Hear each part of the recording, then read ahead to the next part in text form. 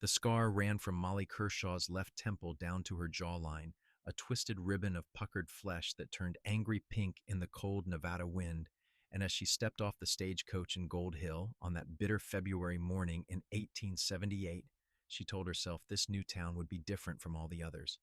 She was wrong within the first 5 minutes. Sweet Jesus, look at her face, a woman's voice carried across the dusty street, not even bothering to whisper. Molly kept her head down, her worn carpetbag clutched tight against her chest as she made her way toward the boarding house. The advertisement had promised room and board in exchange for help with cooking and cleaning, and Molly needed the work desperately. Her last position in Virginia City had ended when the mine owner's wife claimed Molly's appearance frightened the children during Sunday suppers. The boarding house stood at the end of Main Street, a two-story structure with peeling white paint and a crooked sign that read, Mrs. Patterson's Respectable Lodgings. Molly climbed the steps and knocked, her gloved hand trembling slightly. She had been beautiful once before the fire that swept through her family's farmhouse outside Carson City 3 years ago. Her father and younger brother had died in that blaze. Molly had survived by throwing herself through a glass window, but the flames had caught her face, her hair, the left side of her neck. A stout woman with iron-gray hair opened the door, her expression pleasant until her eyes landed on Molly's face. The warmth drained away like water through a sieve. Yes? I'm Molly Kershaw, madam. I wrote about the position you advertised in the Territorial Enterprise. You said to come this week. Mrs. Patterson's mouth tightened into a thin line. I did place an advertisement, but I'm afraid the position has been filled. But I traveled all the way from Virginia City. Your letter said, I said the position is filled. The door closed with a firm click. Molly stood on the porch, fighting back the hot tears that threatened to spill. She had 43 cents left to her name, no prospects, and nowhere to go. The winter sun hung weak and pale in the sky, offering no warmth. She descended the steps slowly, trying to formulate some kind of plan. Perhaps the general store needed help, perhaps the laundry, perhaps someone in this God-forsaken town would look past her face long enough to see she could work hard. The general store owner took one look at her and said his wife handled all the hiring. The laundry woman said she couldn't afford extra help. The restaurant owner said customers needed to feel comfortable while they ate. By noon, Molly had been rejected 7 times, and the stares and whispers followed her everywhere. Children pointed, women pulled their skirts aside as she passed. Men looked away or stared too long with expressions ranging from pity to disgust. She found herself at the edge of town, near the livery stable, sitting on a stack of unused lumber with her head in her hands. Her stomach growled. She had not eaten since yesterday's breakfast, and that had been nothing but weak coffee and a hard biscuit. The wind picked up, cutting through her thin coat. She would freeze tonight if she could not find shelter. You look like you could use a hot meal. Molly jerked her head up. A man stood a few feet away, tall and broad-shouldered, with dark hair that curled slightly at his collar and eyes the color of strong coffee. He wore typical cowboy attire, worn jeans, a blue shirt, a leather vest, dusty boots, and a hat he held loosely in one hand.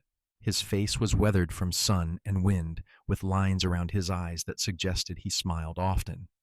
He was smiling now, gently, without a trace of the revulsion she had grown accustomed to seeing. I don't need charity, Molly said, though her pride felt hollow when her stomach chose that moment to growl again. Not charity, trade. I've got a pot of stew cooking at my camp outside town, more than I can eat myself, and I could use some conversation. Haven't talked to anyone besides my horse in 3 days, and he's not much for holding up his end of a discussion. The cowboy's voice was deep and warm, with a trace of amusement. Name's Harrison Blake. Most folks call me Harry. Molly Kershaw. She studied his face for signs of mockery or cruel jest, but found none. Still, she hesitated. Her mother had warned her about strange men, though her mother had been dead 5 years now. But then again, what choice did she have? She could starve in town or take a chance on this stranger's kindness. My camp's just over that rise, Harry said, gesturing toward the hills east of town. I'm breaking horses for the ranches around here. Got 6 more to gentle before I move on. He paused, then added, I don't mean you any harm, Miss Kershaw. You just look like someone who's had a rough day, and I know what that feels like. Something in his tone convinced her. Molly stood, brushing dust from her skirt. I'm very hungry. Then let's fix that. They walked in silence for about 10 minutes, following a narrow trail that wound through scrub brush and scattered pines. True to his word, Harry's camp came into view. A small canvas tent, a fire ring with a pot suspended over glowing coals, and a rope corral holding 5 horses. A magnificent bay stallion stood slightly apart, watching them approach with intelligent eyes. That's Copper, Harry said, following her gaze. Had him since he was a colt. Saved my life twice, once from a rock slide, and once from a rattlesnake I didn't see. Figure I owe him about 6 more years of sugar cubes and sweet talk. Molly almost smiled. Harry gestured to a log near the fire, and she sat while he ladled thick stew into 2 tin bowls. The smell alone made her mouth water. Beef, potatoes, carrots, onions, and something herbal she could not quite identify. He handed her a bowl and a spoon, then settled onto another log across from her. The stew tasted even better than it smelled. Molly tried to eat slowly, to maintain some dignity, but she was too hungry. Harry did not comment, just ate his own portion and stared into the fire.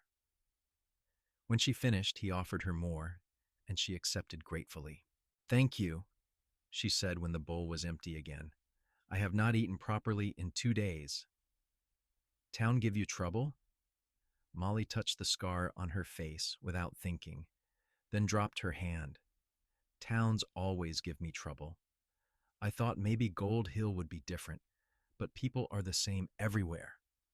Harry looked at her directly then, meeting her eyes without flinching, without staring at the damaged skin.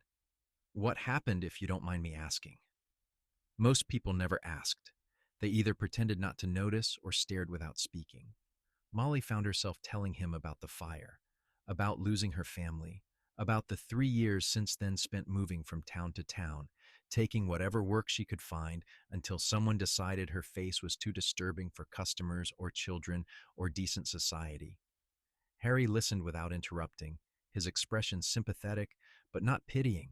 I had 43 cents this morning, she finished. I spent 10 on a meat pie from a street vendor because I was desperate. I have nowhere to stay tonight, no prospects for work, and I suppose I will have to move on again, though I do not know where. You could stay here, Harry said. Molly stiffened. I told you I do not need charity, and I am not that kind of woman. Did not think you were. Harry's voice remained calm. I meant you could take the tent. I have been sleeping under the stars most nights anyway, and the weather's been clear. You would be safe here and you would have time to figure out your next move. Maybe the town will be more welcoming after a few days. Why would you do this for a stranger? Harry was quiet for a moment, turning his bowl in his hands. 5 years ago, I was working on a ranch in Wyoming. Got thrown from a green horse and broke my leg so bad the bone came through the skin. Ranch owner said I was no use to him anymore and turned me out without pay for the month I had worked. I could not walk, could not work, and I was sleeping in alleys and begging for scraps. Then an old widow woman named Mrs. Chen found me. She ran a boarding house for Chinese railroad workers, and she took me in, set my leg proper, fed me, and did not ask for anything in return. When I asked her why, she said kindness is never wasted, even if we do not see the results right away. So I figure I owe the world some kindness. And you look like you could use some right about now. Molly felt tears prick her eyes again, but this time she let them fall. I do not understand why you are not bothered by my face. Harry set down his bowl and looked at her steadily. You want the truth? I barely noticed the scar. What I noticed was your eyes, which are the color of spring grass, and the way you hold yourself with dignity even when the world's been cruel to you. Beauty is not about perfect skin, Miss Kershaw. It is about what shines through from the inside. And from where I am sitting, you are beautiful to me. No one had called her beautiful in 3 years. No one had looked at her the way Harry Blake was looking at her now, with warmth and sincerity, and something that might have been admiration. Molly did not know what to say, so she simply whispered, "Thank you." That night, Molly slept in Harry's tent on a surprisingly comfortable bedroll while he made his camp by the fire. She woke several times, half expecting to find herself robbed or worse, but each time she peeked out, Harry was exactly where he said he would be, wrapped in a blanket and sleeping soundly with his hat pulled low over his face. Copper stood watch in the corral, and the stars wheeled overhead in their ancient patterns. Morning came cold and bright. Molly emerged from the tent to find Harry already up, coffee boiling over a rebuilt fire. "Morning," he said cheerfully. "Hope you slept well." "Better than I have in weeks." Molly accepted the cup of coffee he poured for her, the tin warm against her cold hands. "I should try the town again today. Perhaps the saloon needs someone to help in the kitchen." "The saloon owner is a man named Dutch McMurray, and he is about as welcoming as a rattlesnake in a boot," Harry said. "But you are welcome to try. I have got to work with the horses today, but you are free to come and go as you please. Camp's here if you need it." Molly returned to Gold Hill with renewed determination, but the results were the same. Dutch McMurray took one look at her and said he could not have someone like her frightening the customers. The seamstress said she worked alone. The blacksmith said his wife would not approve.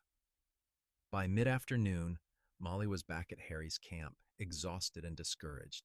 Harry was in the corral with a young sorrel mare, speaking to her in low, soothing tones while the horse snorted and danced at the end of a long rope. He saw Molly and called out, "Give me 5 minutes to get her settled." Molly watched him work. There was something mesmerizing about the way he moved, patient and calm, never forcing the horse but guiding her gently through her fear. Eventually, the mare stopped fighting and stood still, her ears forward, and Harry slowly approached to run his hand along her neck. The horse trembled but did not bolt. "Good girl," Harry murmured. "That is right. Nothing to be afraid of." When he climbed out of the corral, he was smiling. "She is coming along. Give her another week and she will be steady as Sunday." His smile faded when he saw Molly's face. "No luck?" "None." "Then I have got a proposition for you." Harry pulled off his work gloves and tucked them into his belt. "I need help with the horses, not breaking them, but the other work. Feeding, watering, grooming, mending tack, cooking meals. It is hard work, and the pay is not much, but I can offer you room and board and a fair wage. $30 a month, plus food and shelter. I will be in this area for at least 3 more months, finishing contracts with the local ranchers. After that, well, we can figure something out when the time comes." $30 a month was more than Molly had made at any of her previous positions. But more than that, it was honest work and a chance to stay somewhere she would not be judged. "Are you certain? What will people say, a man and woman living in the same camp? Let them say what they want. You can have the tent, and I will sleep outside or rig up a separate shelter. We will keep everything proper and above board. But I genuinely need the help, Molly. I have been trying to do everything myself, and it is wearing me thin. You would be doing me a favor." Molly looked into his honest brown eyes and made her decision. "I accept." They shook hands on it, and Molly felt something shift inside her, like a door opening onto a room she had forgotten existed. Hope, maybe, or the beginning of trust. The next few weeks fell into a comfortable rhythm. Molly woke before dawn to start the fire and prepare breakfast, while Harry checked on the horses. After they ate, he would work in the corral while she handled the camp chores, washing clothes in the nearby creek, mending torn tack, preparing meals, and grooming the horses that did not require breaking. In the evenings, they would sit by the fire and talk. Harry told her about growing up on a small farm in Missouri, about losing his parents to cholera when he was 16, about spending the last 9 years drifting from job to job across the West. He had worked as a ranch hand, a trail guide, a temporary lawman in a Kansas town so small it did not have a name, and finally as a horse breaker, which he discovered he had a talent for. Molly told him about her childhood on the farm outside Carson City, about her father who had been stern but loving, about her little brother Thomas who had been only 8 when he died. She told him about the dreams she had once harbored of marriage and children, dreams that seemed to die in the same fire that scarred her face. "Why did you never marry before the fire?" Harry asked one evening as they watched the sun set in shades of orange and purple. "I was engaged once," Molly admitted, "to a boy named Daniel Wright. We were supposed to marry the summer I turned 19, but then the fire happened. He came to see me in the hospital, and I could see it in his eyes. He tried to hide it, but he could not stand to look at me. 2 weeks later, he sent his brother to tell me he was moving to San Francisco for work. I never heard from him again." Harry was silent for a long moment. Then he said, "Daniel Wright is a fool. He was honest at least. Not everyone can love someone who looks like I do. Not everyone is worth your time then." Harry poked at the fire with a stick, sending sparks spiraling into the darkening sky. "You know what I think? I think you are testing people without meaning to. The ones who cannot see past your face are not worth knowing. The ones who can, well, they are the keepers." Molly smiled despite herself. "And which category do you fall into, Harry Blake?" He looked at her directly, his expression serious. "I am hoping to be a keeper, if you will have me as a friend. I think I already do." As March arrived and the worst of the winter cold began to ease, Molly found herself growing stronger. The work was physical and demanding, but she had always been sturdy, and the regular meals Harry insisted on preparing were filling out the gaunt hollows in her cheeks. More than that, she felt useful again. Harry was not exaggerating when he said he needed help. The sheer amount of work involved in caring for 6 horses, maintaining equipment, and handling all the camp duties was staggering. Together, they managed it well, but Gold Hill remained hostile. Once a week, Molly would venture into town for supplies, and each time she endured the stares, the whispers, the way shopkeepers would barely speak to her. Children ran from her. Women pulled their husbands aside and whispered behind their hands. The worst was a group of young men who loitered outside the saloon, making crude comments about her appearance every time she passed. "Hey, monster face," one of them called out on a particularly bad day in mid-March. "Did you lose a fight with a mountain lion?" His friends laughed. Molly kept walking, her face burning with humiliation. "What is the matter, scared? You should be used to scaring people by now." Molly quickened her pace, but they followed her, their laughter cruel and mocking. She was nearly to the edge of town when a familiar voice cut through the air. "That is enough." Harry stood in the middle of the street, his stance relaxed, but his eyes hard as flint. He must have ridden into town, and Molly had not seen him. Copper stood ground-tied a few yards away, tossing his head at the tension in his rider's voice. "This is not your business, horsebreaker," one of the young men said, though he sounded less confident now. "I am making it my business. Apologize to the lady." "Lady? That is no lady, that is—" Harry moved faster than Molly would have thought possible. One moment he was standing still. The next, he had the speaker by his shirt collar, lifted slightly onto his toes. "I will say it once more. Apologize." The young man's face went pale. His friend stepped back, suddenly very interested in other things. "Sorry," he mumbled. Louder. "And look at her when you say it." "I am sorry, miss." Harry released him with a slight shove. "Miss Kershaw works harder in a day than you 4 have worked in your entire worthless lives combined. She has survived things that would break you like dry twigs, and she is worth 10 of any of you on your best days. If I hear about you bothering her again, we will have a much longer conversation, and you will not enjoy it. Are we clear?" They nodded and scattered like tumbleweeds in a high wind. Harry turned to Molly, his expression softening instantly. You all right? Molly realized she was shaking. You did not have to do that. Yes, I did. Nobody talks to you that way, not while I am around. He offered her his arm. Come on, let me walk you back to camp. They walked in silence for a while, Molly's hand tucked into the crook of Harry's elbow. It felt natural, comfortable, and something else she could not quite name. Safe. She felt safe with him, in a way she had not felt safe in years. Thank you, she said finally, for defending me. You do not need to thank me for basic decency, Molly. In my experience, basic decency is not as common as you might think. Harry stopped walking and turned to face her. They were out of sight of the town now, standing on the trail in the late afternoon sunlight. Then you have been surrounded by the wrong people. You deserve better than how this town treats you, better than how that Daniel fellow treated you. You deserve someone who sees how remarkable you are.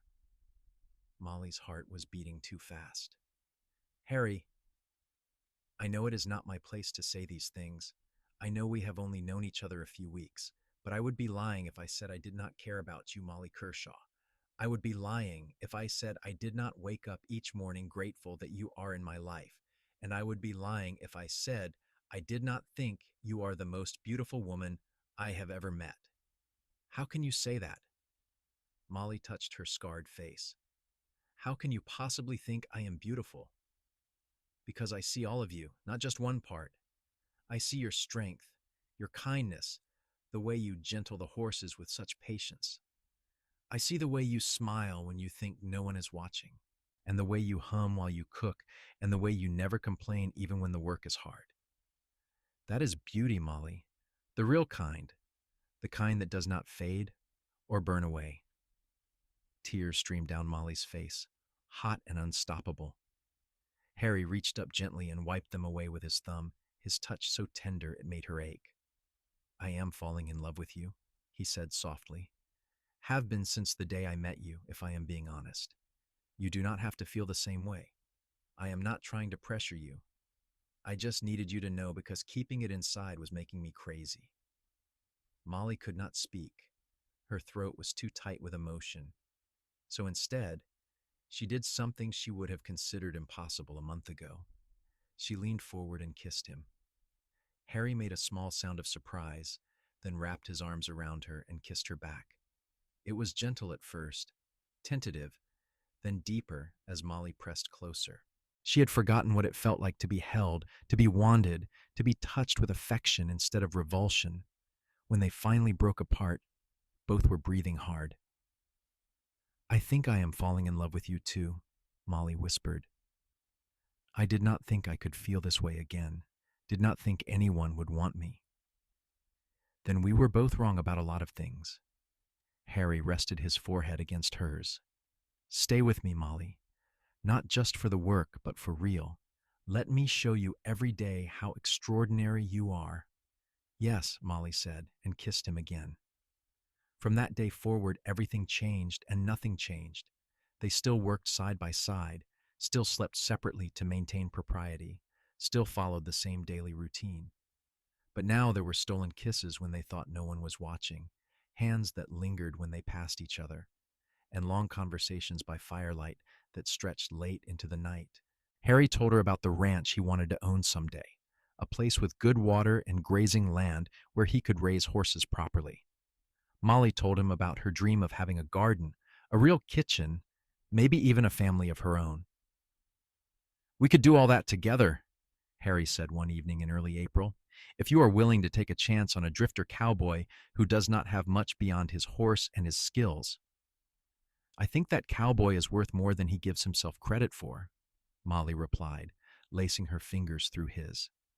They were so caught up in each other that they almost did not notice the trouble brewing in Gold Hill. It started with rumors. Several cattle had gone missing from ranches in the area, and strangers had been seen camping in the hills. Then came news that a homestead 15 miles south had been burned, the family barely escaping with their lives. Tensions ran high, and people started carrying weapons openly in town. Harry finished his contract with the local ranchers in mid-April, delivering 6 well-trained horses and earning a reputation as one of the best breakers in Nevada. But instead of moving on as he had originally planned, he decided to stay in the area. "Got a reason to put down roots now," he told Molly with a smile that made her heart flip. He started looking for land to buy, something affordable where they could start their ranch. Molly went with him on these scouting trips, riding double on copper through the scrubland and valleys around Gold Hill. On one such trip in late April, they found a perfect spot, a small valley with a year-round creek, good grass, and enough timber to build a house and barn. The land belonged to an older rancher named Bill Edwards, who was looking to sell and move closer to his daughter in Sacramento. 300 acres for $1,200, Bill said, spitting tobacco juice into the dirt. "It is a fair price, and I will throw in the old line shack that is still standing. Needs work, but it is sound." Harry counted his savings that night. He had $800, the result of years of careful saving and hard work. It was not enough. Molly added her wages from the past 2 months, another $60, but they were still short. "I can get more work," Harry said. "Maybe hire on with a cattle drive heading north. They pay well for experienced hands." "That could take months," Molly said. "And Mr. Edwards said he had other interested buyers." They sat in worried silence, watching the fire burn low. Then Molly remembered something. "My mother had jewelry, nothing expensive, but she had a pearl necklace that belonged to her grandmother, and a gold locket. I managed to save them from the fire. I have been keeping them in the bottom of my bag all of this time. Maybe they are worth something." They took the jewelry to a dealer in Virginia City the next day. The man examined the pieces carefully through his loupe, then offered them $350. It was more than Molly had dared hope. Combined with their savings, they had enough. Bill Edwards sold them the land with a handshake and a smile. "You are getting a good piece of property," he said. "Treat her right and she will take care of you." The line shack was indeed rough, a single room with a leaking roof and a cracked window, but it was theirs. They spent the next week making it livable, patching the roof with new shingles Harry bought in town, replacing the window glass, scrubbing years of dirt and mice droppings from every surface. Molly fashioned curtains from fabric she purchased with the last of her personal savings, while Harry built a proper bed frame and a table. On May 1st, they moved out of the camp and into their new home. It was not much, but standing in the doorway, with Harry's arm around her waist, Molly felt richer than she ever had in her life. "We need to make this official," Harry said that evening as they sat on the steps of their shack, watching the sun paint the sky in shades of pink and gold. "I have been thinking about it for weeks, but I did not want to ask until we had something solid to build a life on. Now we do." He pulled a small object from his pocket and held it out to her. It was a ring, simple silver with a small blue stone. "It is not fancy," Harry said, suddenly nervous. "The stone is turquoise.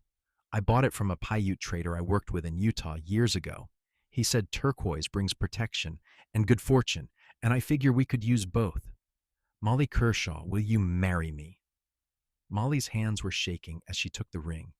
It fit perfectly on her finger, the blue stone catching the last rays of sunlight. "Yes," she said through happy tears. "Yes, absolutely yes." They married 2 weeks later in a small ceremony at the church in Virginia City, far enough from Gold Hill that they could avoid the hostility and close enough to be convenient. The only witnesses were Bill Edwards and his wife Martha, who had taken a liking to the young couple. The preacher kept the ceremony short and simple, and when he pronounced them man and wife, Harry kissed Molly with such enthusiasm that Martha laughed and clapped her hands. "You two are going to be just fine," she said, hugging Molly tightly. "I can always tell." They spent their wedding night in their little shack, and for the first time in 3 years, Molly felt completely beautiful.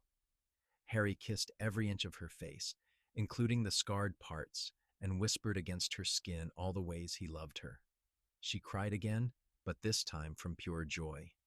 Life on their small ranch was hard work but deeply satisfying. Harry took on jobs breaking horses for ranches throughout the area, building a strong reputation that brought in steady income.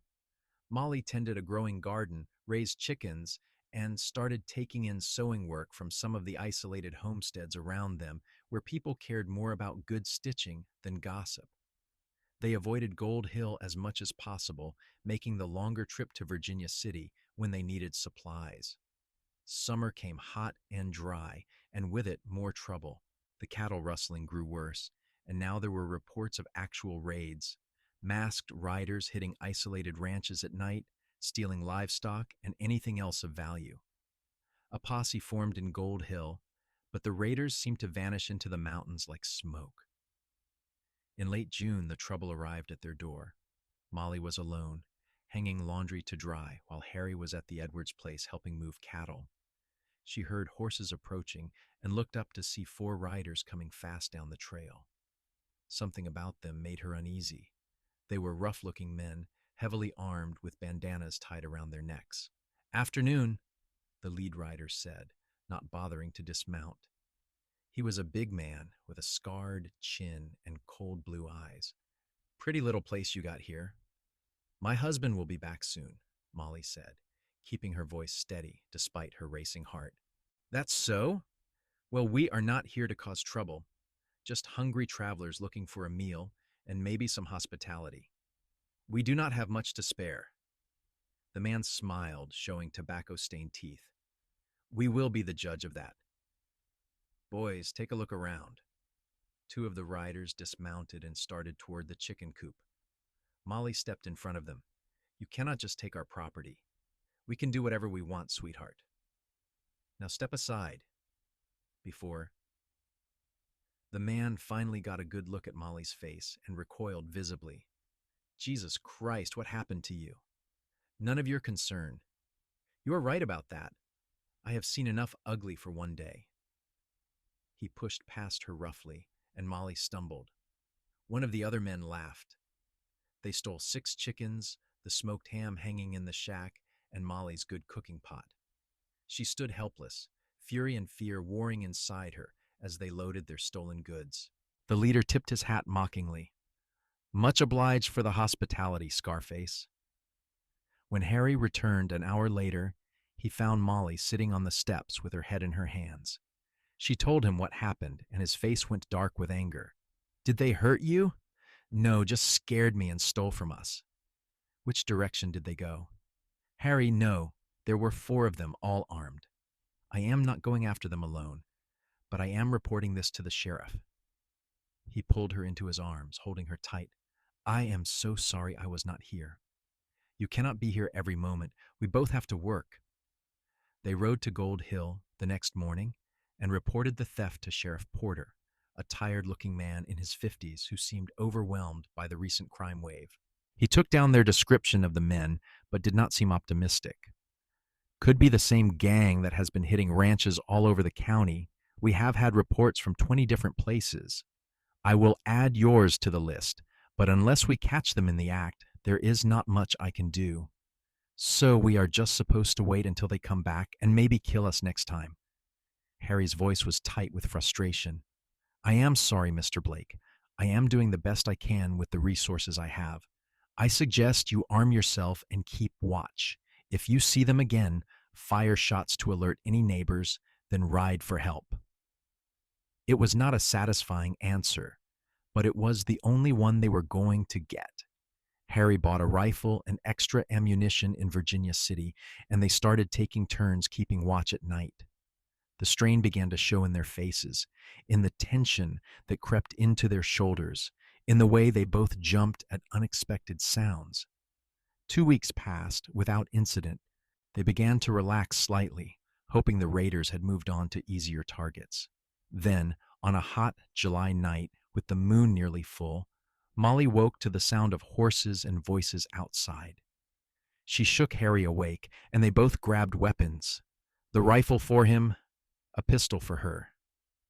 "How many?" Harry whispered. "I think 5 or 6. They could hear the men talking, their voices carrying in the still night air. "Place is dark, probably asleep. Make this quick and quiet." Harry positioned himself at the window while Molly crouched by the door. Her hands were slick with sweat on the pistol grip. She had never shot anyone before and prayed she would not have to tonight. One of the raiders tried the door. Finding it barred from inside, he stepped back. "Break it down." "That is far enough," Harry called out. "I have got a rifle aimed at the center of your chest, and my wife has another gun on your friend. Turn around and ride out, or we start shooting." There was a moment of surprised silence. Then the leader's voice, the same man from before. "There are 6 of us and 2 of you." Think about that math. I'm thinking about the fact that even if you get us, at least 2 of you are going to die first. You want to be one of them? Because I am a very good shot and I am very motivated. Another pause. Molly could hear the men murmuring among themselves. Then unexpectedly, a new voice called out, "Anyone hit that ranch is going to answer to me." Molly risked a glance through a crack in the door. More riders had arrived, at least 8 of them, and they had the raiders surrounded. The new group was led by a tall man on a paint horse, and even in the moonlight, Molly could see the glint of a badge on his chest. "Sheriff Porter?" Harry called out cautiously. "No, Deputy Marshal out of Carson City. Name is Clay Robbins. We have been tracking this gang for 2 months. You folks all right in there?" "We are fine." "Good. Stay inside until we have this sorted." What followed was a brief but intense standoff. The raiders realized they were outnumbered and outgunned. 3 surrendered immediately.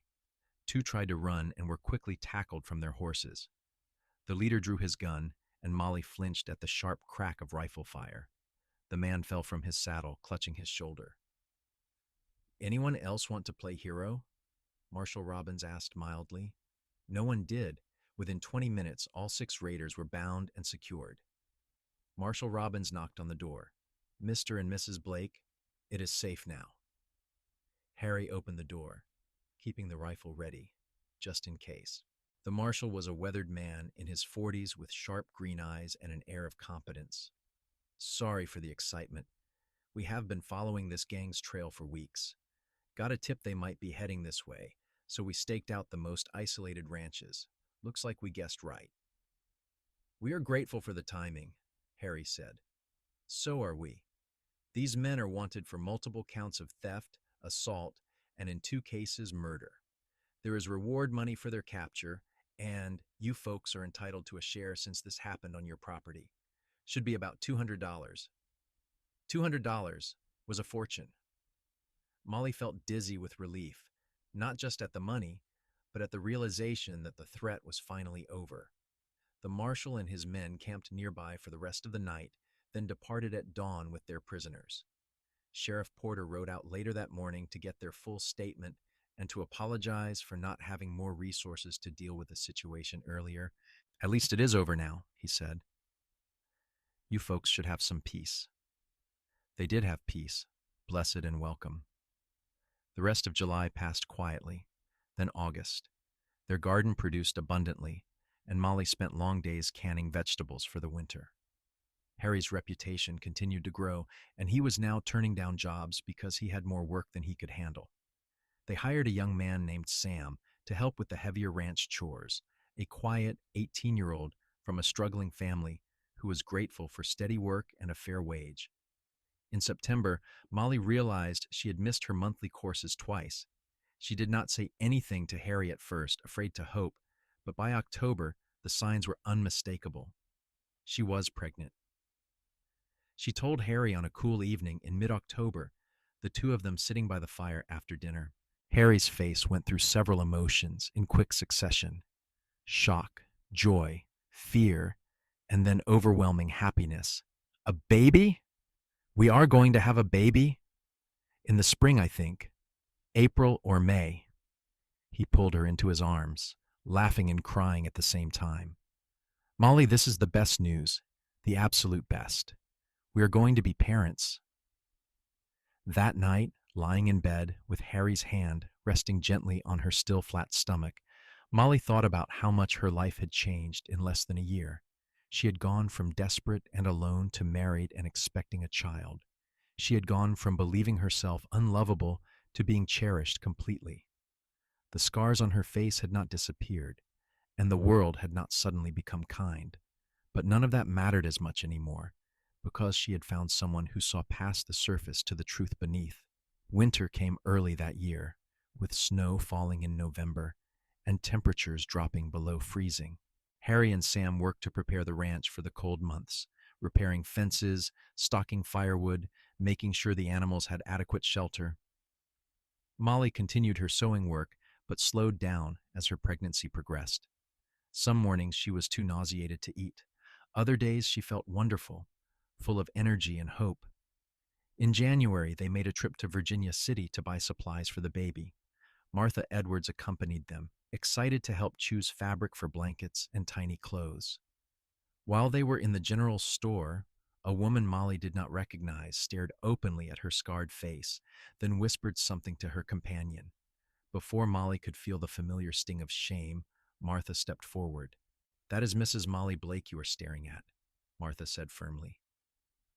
"She is a good friend of mine, a hard-working rancher's wife, and she is expecting her first child in the spring. If you have nothing kind to say, I suggest you keep your opinions to yourself." The woman flushed and hurried away. Molly squeezed Martha's hand gratefully. "You did not have to do that." "Yes, I did. It is long past time people in this territory learned some manners." Martha smiled. "Besides, you are family now, and family looks out for each other." The baby arrived on a warm day in late April, 1879, after 14 hours of labor that left Molly exhausted but exhilarated. Martha served as midwife, her capable hands guiding Molly through each stage. When the baby finally emerged, crying lustily, Martha wrapped him in a soft blanket and placed him in Molly's arms. "You have a son," she said, tears in her eyes. Harry, who had been pacing outside like a caged animal, nearly fell over himself, rushing in when Martha called him. He stared at the baby with an expression of such wonder that Molly started crying again. "We have a son," she whispered. "He is perfect." Harry touched the baby's tiny hand, and the infant's fingers curled around his father's rough, calloused finger. Absolutely perfect. They named him Thomas, after Molly's brother, with the middle name Harrison after his father. Little Thomas was a healthy baby with a shock of dark hair and his father's brown eyes. He nursed hungrily and slept fitfully, and both his parents were utterly besotted. Bill Edwards visited a week after the birth, bringing a hand-carved cradle he had made himself. "Every baby needs a proper bed," he said gruffly, setting it up in the corner of the shack's bedroom. "Raised 3 of my own, and each one slept in this cradle. Figure it has one more generation in it." The gift moved both Harry and Molly deeply. They were building a community here, connections with good people who cared about them. It was a far cry from the isolation and rejection Molly had faced in Gold Hill. As Thomas grew from an infant into a chubby, curious baby, the ranch prospered. They added a barn, expanded the shack into a proper 2-room cabin, and bought 8 more horses. Harry taught Molly how to help with the breaking process, and she discovered she had a gift for reading horse behavior. Together, they made a formidable team. On Thomas's first birthday, they hosted a party. Bill and Martha came, along with Sam and his family, and a few other ranching families they had befriended. It was a small gathering, but a happy one, with good food and laughter, and a cake that Molly had spent all day baking. As Harry gave a toast, thanking everyone for their friendship and support, Molly looked around at the assembled group and felt a swell of gratitude. "We came here with nothing," Harry said, his arm around Molly's waist. "No money, no prospects, and a whole town that wanted nothing to do with us. But we found something better than acceptance from strangers. We found people who became family, and we built a life worth living. So thank you, all of you, for being part of our journey." Martha raised her glass. "To the Blake family. May you have many more years of happiness and prosperity." "To the Blakes," everyone echoed. That night, after everyone had left and Thomas was asleep in his cradle, Harry and Molly sat on the porch they had built onto the front of the cabin. The stars were brilliant overhead, the air sweet with the scent of sage and pine. "Do you ever think about Gold Hill?" Harry asked. "About the people who treated you so badly?" "Sometimes," Molly admitted, "but mostly I feel sorry for them. They were so focused on something meaningless that they could not see anything else. They missed knowing a good person because they were too shallow to look past her face. Their loss was my gain." Harry took her hand, tracing the outline of her fingers. "I meant what I said that first day, you know. You were beautiful to me then, and you are beautiful to me now. That will never change." Molly leaned her head on his shoulder. "I used to think the fire ruined my life, took away any chance I had at happiness. But if it had not happened, I would never have been in that desperate situation where you found me. I would never have met you, never had this life, never had Thomas. I am not glad for the pain I went through, but I am grateful for where it led me." "That is grace," Harry said softly. "Finding meaning in the suffering, building something beautiful from the ashes." They sat in comfortable silence, two people who had found each other against all odds and built a love strong enough to withstand anything the world threw at them. 2 years later, Molly gave birth to their second child, a daughter they named Emily Grace. She had Molly's green eyes and Harry's smile, and her older brother was fascinated by her from the start. The ranch continued to grow. They bought adjacent land when it became available, expanding to nearly 500 acres. Harry hired 2 more hands to help with the work, and they built a proper bunkhouse for the employees. In 1884, 5 years after Thomas was born, something unexpected happened. A woman arrived at their ranch one afternoon, traveling by buggy from Gold Hill. Molly was in the garden when she arrived, and her first instinct was wariness. Nothing good had ever come from that town. The woman was middle-aged, well-dressed, with graying blonde hair and a nervous expression. "Mrs. Blake, my name is Eleanor Whitfield. I wonder if I might speak with you for a moment." Molly set down her weeding basket and stood, brushing dirt from her skirt. "What can I do for you, Mrs. Whitfield?" "I came to apologize." The woman's voice was thick with emotion. "5 years ago, you came to my boarding house looking for work. I turned you away because of your scarred face. I have regretted that decision ever since, and I wanted to tell you I was wrong. Terribly, shamefully wrong." Molly stared at her in shock. This was Mrs. Patterson, the boarding house owner who had slammed the door in her face on that awful February day. "What brought about this change of heart?" "My granddaughter." Mrs. Whitfield's eyes filled with tears. "She had a terrible accident last year, fell into a blacksmith's forge, and burned her arm and shoulder badly. She is only 7 years old, and already she is experiencing what you must have gone through. Children call her names. Parents pull their sons and daughters away from her. She came home from school last week and asked me why God made her into a monster." The woman broke down crying. Molly found herself reaching out, guiding Mrs. Whitfield to a bench near the garden. "I am so sorry about your granddaughter. I deserve no sympathy from you. I showed you none. But watching what she is going through made me realize what a cruel, shallow person I have been. I started thinking about you, about how I treated you, and I was so ashamed. I asked around and learned you had married and built a successful ranch. I had to come and tell you I was wrong, and to ask your forgiveness, though I know I do not deserve it." Molly was quiet for a long moment, thinking about her own journey, about the pain and rejection she had endured, about the person she had become through it all. "What is your granddaughter's name?" "Sarah. Sarah Whitfield."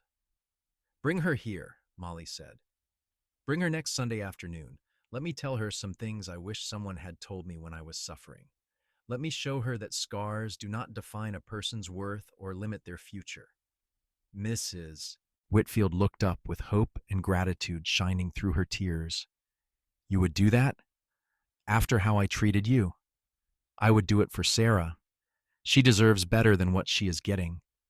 And Mrs. Whitfield, I forgive you. Holding on to anger would only hurt me, and I have too much to be grateful for to waste time on bitterness. The following Sunday, Mrs. Whitfield returned with Sarah, a small girl with light brown hair and frightened eyes. The scars on her arm and shoulder were still angry red, less than a year old. She clung to her grandmother's skirt, staring at the ground. Molly crouched down to her level. Hello, Sarah. My name is Molly. I heard you have been having a hard time lately. The girl nodded without speaking. Molly tilted her head so Sarah could see her scarred face clearly.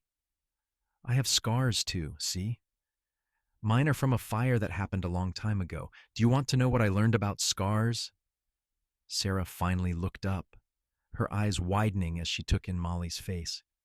What? They prove you survived something difficult. They show you are strong, and they help you understand other people's pain in a way that people without scars never can. Your scars do not make you a monster, Sarah. They make you a survivor, and survivors are the bravest people in the world. But everyone stares at me. They say I am ugly. People said that about me too. Some still do. But the people who matter, the people worth knowing, they see past your scars to who you really are inside. My husband says I am beautiful, and he means it with his whole heart. Someday, you will find people who think you are beautiful too. Really? Really? It might take time, and you might have to be patient, but those people exist. In the meantime, you have to believe you are worthy of love and kindness, even when others are cruel. Can you try to do that?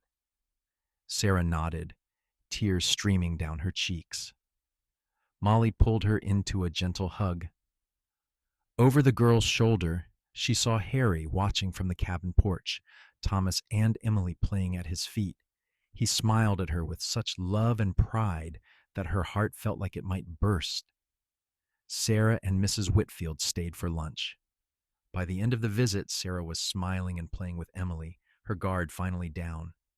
When they left, Mrs. Whitfield clasped Molly's hands tightly. You gave her hope today. Gave me hope too. Thank you does not seem adequate. Just be kind to people who are different, Molly said. Teach others to do the same. That is thanks enough. Over the following months, Sarah visited regularly. She and Emily became close friends, and Molly became a mentor to the young girl, helping her navigate the difficult waters of being scarred in a world that valued surface beauty. Watching Sarah grow more confident and self-assured gave Molly a sense of purpose beyond her family and ranch. She started reaching out to other people with visible differences, creating an informal support network that met once a month at the ranch. By 1886, the Blakes were well established and respected members of the community. Their ranch was successful, their children healthy and happy, and their marriage stronger than ever. Harry's hair was starting to show gray at the temples, and Molly had laugh lines around her eyes to go with her scars. They had built something lasting from what had seemed like ruins. One evening in September of that year, they took a rare moment alone, sitting on the hill overlooking their property as the sun set. Do you remember when I first found you in Gold Hill? Harry asked, taking her hand. You were sitting on that lumber pile, looking like the world had beaten you down completely. I remember thinking you must be playing some kind of cruel joke, being kind to someone like me. And now? Molly smiled. Now I know you were serious, about everything. You saw something in me that I could not see in myself. I saw the truth, Harry corrected gently. I saw the amazing woman you have always been. The scars were just something that happened to you, not who you are. You changed my life, Harry Blake. We changed each other's lives. You taught me what real beauty is, what real strength looks like. You made me a better man, Molly. A husband, a father, someone with purpose beyond just drifting from job to job. This life we have built together, it is everything I never knew I wanted. They kissed as the sun dipped below the horizon, painting the Nevada sky in shades of fire and gold. In the distance, they could hear Thomas and Emily laughing as they chased fireflies in the meadow, supervised by Sam, who had become like an older brother to the children. The horses nickered in the barn, settling in for the night. A coyote called from somewhere in the hills, answered by another far away. I love you, Molly said. Every single day, I love you more. And I love you, Harry replied. Today, tomorrow, and every day after that for the rest of our lives. You are beautiful to me, Molly Blake. You always have been, and you always will be.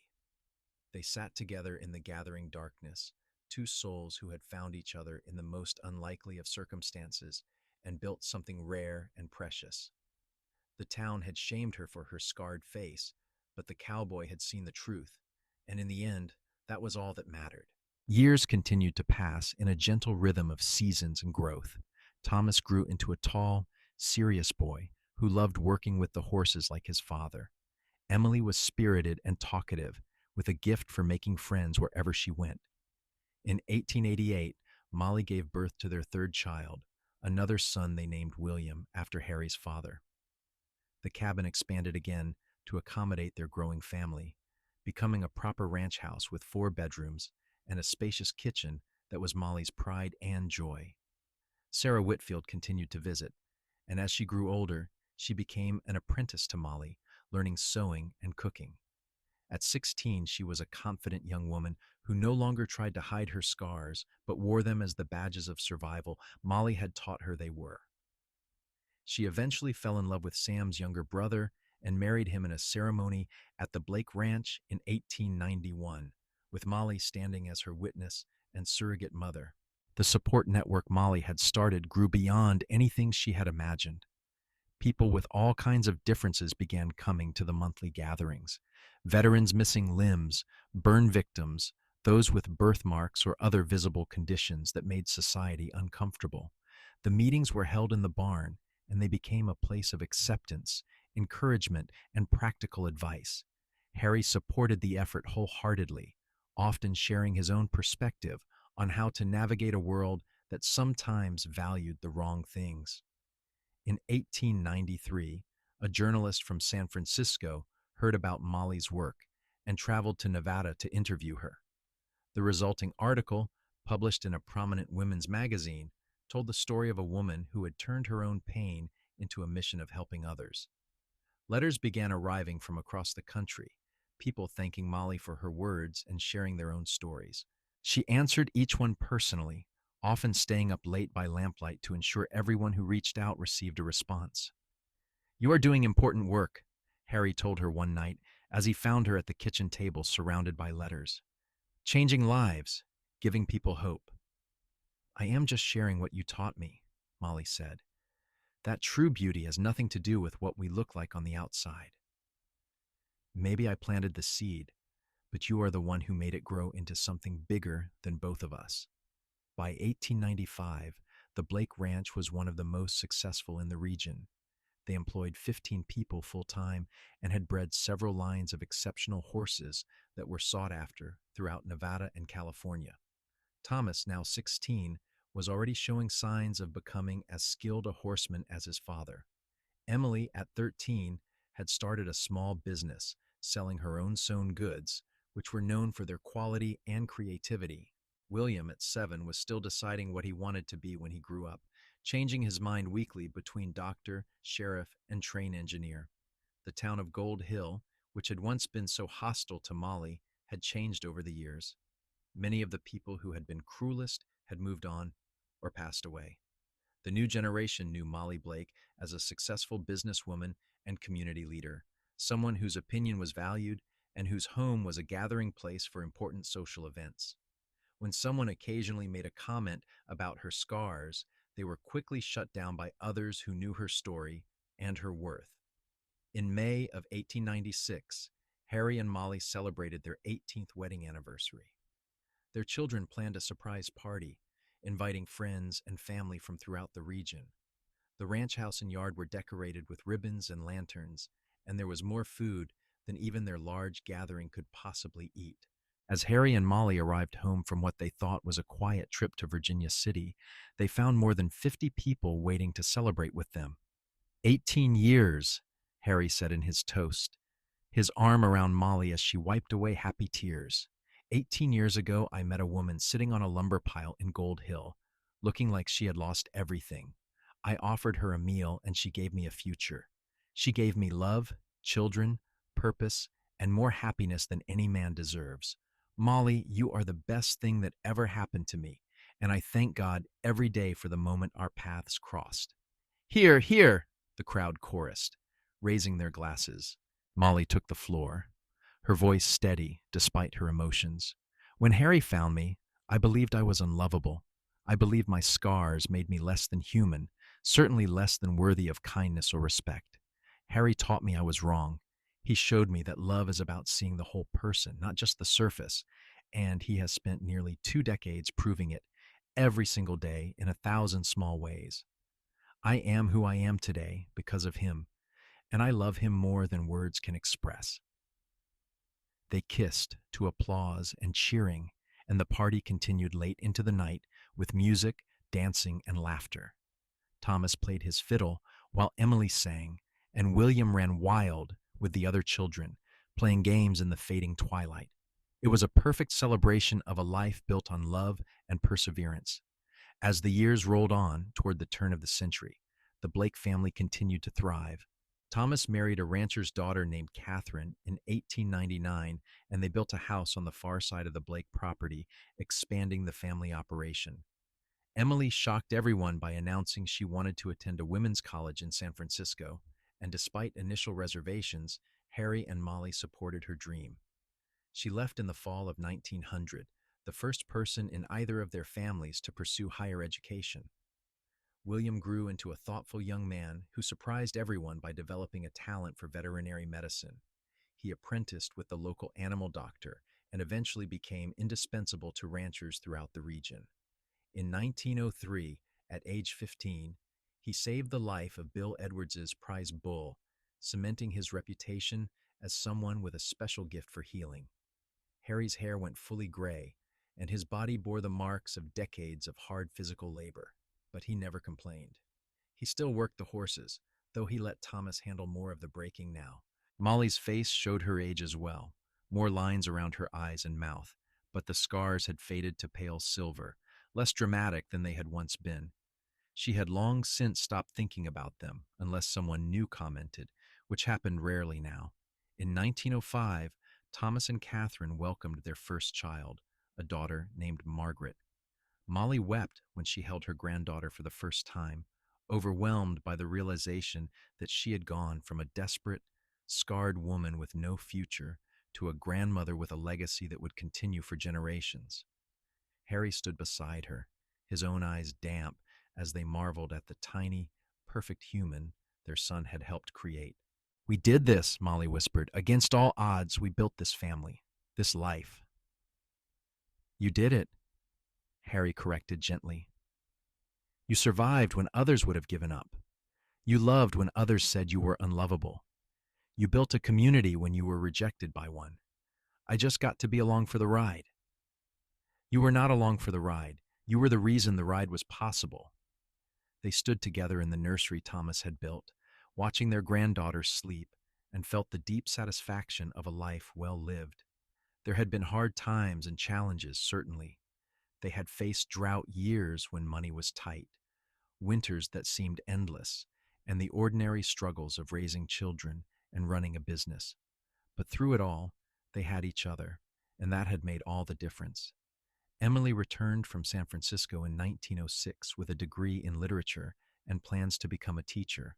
She took a position at the school in Virginia City and moved into a small apartment in town, though she returned home most weekends. She brought with her new ideas, new perspectives, and a young man named James, who she introduced nervously as someone very special. James treated her with respect and obvious affection, and more importantly, he was kind to her parents and interested in their story. Harry and Molly approved, and when James asked permission to marry Emily in 1907, they gave it gladly. The wedding was held at the ranch in June of that year, a large affair that reflected how far the Blake family had come. Over 200 guests attended, including the mayor of Virginia City, several state representatives, and people from all over Nevada and California. It was a far cry from the small, quiet ceremony Harry and Molly had shared nearly 30 years earlier. As Molly watched Emily dance with her new husband, Harry came up behind her and wrapped his arms around her waist. Our little girl is all grown up. They grow up so fast. It feels like yesterday she was born. Do you have any regrets about how our life turned out? Molly turned in his arms to face him. Not a single one. Every moment, good and bad, led us here. I would not change anything. Not even the fire? Not even the scars? Molly thought about that question seriously. Once she would have said yes without hesitation. She would have given anything to erase the fire and the pain and the years of rejection. But now, looking at everything she had, everything they had built together, she realized the truth. Not even those. They were part of my journey to you, to this life. And this life is worth every bit of pain it took to get here. Harry kissed her forehead, her cheeks, her scarred face, just as he had done thousands of times over their years together. You are still the most beautiful woman I have ever known. And you are still a charmer, Harry Blake. They danced together as the sun set over their ranch, over the life they had built from nothing, over the family that bore their legacy. Around them swirled their children, their granddaughter, their friends, their community. The music played and the stars came out one by one, and two people who had found each other in desperate circumstances held each other close and gave thanks for every moment they had been given. In the years that followed, the Blake Ranch continued to prosper. William married in 1910 and brought his wife Rebecca to live on the property, building yet another house and ensuring the family operation would continue for another generation. Thomas and Catherine had two more children, boys they named Harrison and Samuel. Emily and James settled in Virginia City but visited often, and Emily continued her teaching while also writing articles about education and women's rights that were published in progressive magazines. Harry and Molly gradually stepped back from the day-to-day operations of the ranch, content to let their children take over while they enjoyed a well-earned rest. They spent their days working in the garden, visiting with grandchildren, and sitting on the porch they had built so many years ago, watching the sun rise and set over land they owned, a family they had created, a legacy that would outlast them. On a warm evening in May of 1912, 34 years after they first met, Harry and Molly sat together watching their grandchildren play in the meadow. Margaret was 7 now, a spirited girl who reminded Molly of Emily at that age. The boys were younger, running and tumbling like puppies. Rebecca was pregnant with their 4th grandchild, due in the fall. "Have I told you today that I love you?" Harry asked, his hand finding Molly's. "Only 3 times. You're slacking." He laughed, the sound warm and familiar. "Then let me make it 4. I love you, Molly Blake, more than the day I married you, more than yesterday, more than I thought it was possible to love another human being." "I love you too," Molly said, squeezing his hand. "Thank you for seeing me when no one else could. Thank you for loving me when I thought I was unlovable. Thank you for every day of these 34 years. Best 34 years of my life." They sat in comfortable silence as the sky turned pink and gold, as their grandchildren's laughter floated on the evening breeze, as the horses moved quietly in the pasture. They had built something lasting from ashes and rejection. They had proven that love was stronger than cruelty, that inner beauty mattered more than outward appearance, that two people who refuse to give up can overcome anything the world throws at them. The town had shamed her for her scarred face. The cowboy had said she was beautiful to him, and together they had built a love story for the ages, a testament to the power of seeing beyond the surface to the truth beneath. In the end, that was all that mattered, not what the world thought, but what they knew to be true in their hearts. They had found each other, loved each other, and created a family and a life that would echo through generations. And on that warm May evening, sitting hand in hand on the porch of their ranch house, surrounded by the fruits of their labor and their love, Harry and Molly Blake knew they had been blessed beyond measure. Their story was one of redemption and resilience, of finding light in the darkest moments, of building bridges where others saw only walls. It was a story of the Wild West, of hard work and harder times, but most of all, it was a love story, pure and true and lasting. The kind of love that changes lives, that ripples outward, touching everyone it encounters, that proves beyond doubt that what matters most cannot be seen with the eyes but only felt with the heart.